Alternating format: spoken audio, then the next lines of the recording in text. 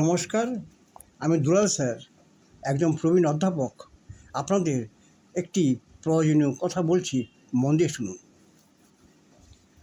যখন কোনো দুজন ছেলে মেয়ে বিয়ে করতে যায় বা তারা সম্প্রতি বিয়ে করেছে, তখন তাদের দুজনকে সবসময় এটা মনে রাখতে হবে যে স্বামী আশা রাখে যে তার হিতাকাঙ্ক্ষী, বিশ্বস্ত ও বুদ্ধিমতী স্ত্রী সবসময় সুখে ও দুঃখে তার পাশেই আছে।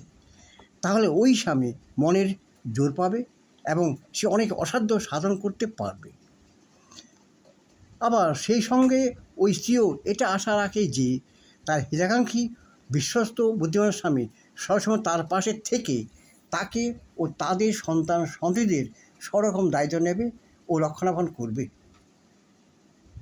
এদিকে ওই ছেলেটির এটাও মনে রাখতে হবে যে তার পিতামাতা আছেন। স্ত্রীর দায়িত্ব নেওয়ার সাথে সাথে পিতামাতার দায়িত্বও তাকে নিতে হবে। অর্থাৎ স্বামী স্ত্রীর জনকেই এটা মনে রাখতে হবে যে বিবাহটা হলো একটা পবিত্র বিশ্বস্ত পারিবারিক বন্ধন, যে বন্ধনে বিশেষ কিছু নিয়মকানুন মানতে হয়, ত্যাগ স্বীকার করতে হয়। যদি এটা তারা দুজনে মনে রাখে বা রাখার আন্তরিক চেষ্টা করে, তাহলেই তাদের সংসারটা হবে মধুর দাম্পত্য জীবন।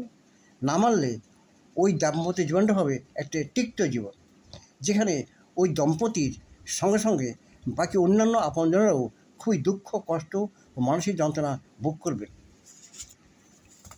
আজ এই পর্যন্তই, পরে আরও হবে। নমস্কার।